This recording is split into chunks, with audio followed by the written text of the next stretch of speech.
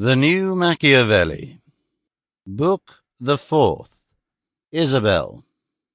By Herbert George Wells. Narrated by Peter Silverleaf. Chapter the First. Love and Success. 1. I come to the most evasive and difficult part of my story, which is to tell how Isabel and I have made a common wreck of our joint lives. It is not the telling of one simple disastrous accident. There was a vein in our natures that led to this collapse, gradually and at this point, and that it crept to the surface.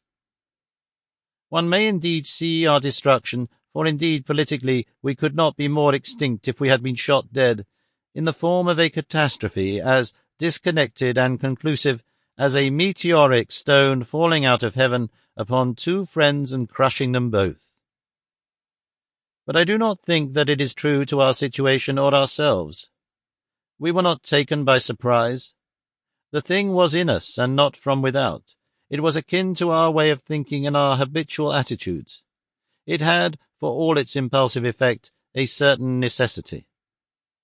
We might have escaped, no doubt, as two men at 100 yards may shoot at each other with pistols for a considerable time and escape.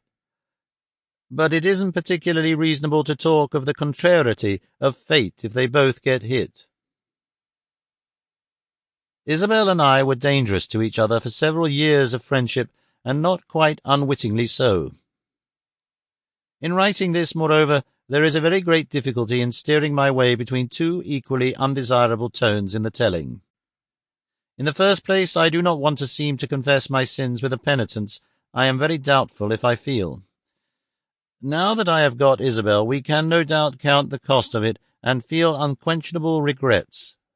But I am not sure whether, if we could, be put back now into such circumstances as we were in a year ago or 2 years ago, whether with my eyes fully open I should not do over again very much as I did. And on the other hand, I do not want to justify the things we have done.